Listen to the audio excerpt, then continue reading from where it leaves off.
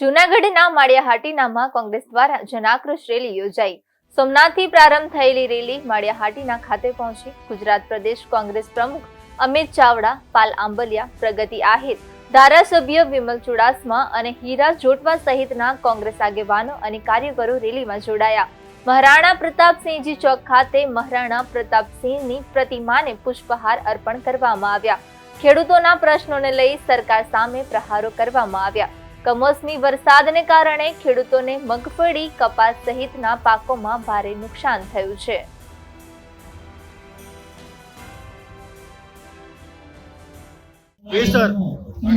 સમગ્ર ગુજરાતમાં જે રીતે ખેડૂતો અત્યારે હેરાન પરેશાન છે, એક તરફ આત્મહત્યાઓ વધી રહી છે, એક તરફ કુદરત રૂઠી હોય ને સરકાર નિષ્ઠુર બની હોય, એવા સંજોગોમાં ખેડૂતોની જે વેદના છે, પીડા છે, જે દર્દ છે, જે આક્રોશ છે, એને વાચા આપવા માટે પ્રદેશ કોંગ્રેસ સમિતિ દ્વારા ખેડૂત આક્રોશ રેલીની શરૂઆત કરવામાં આવી છે। આ યાત્રા સમગ્ર ગુજરાતના બધા જ જિલ્લાઓમાં શરૂઆત થવાની છે, પણ સૌથી પહેલી આજે સૌરાષ્ટ્રમાં સોમનાથ દાદાના આશીર્વાદ લઈને શરૂઆત કરી છે।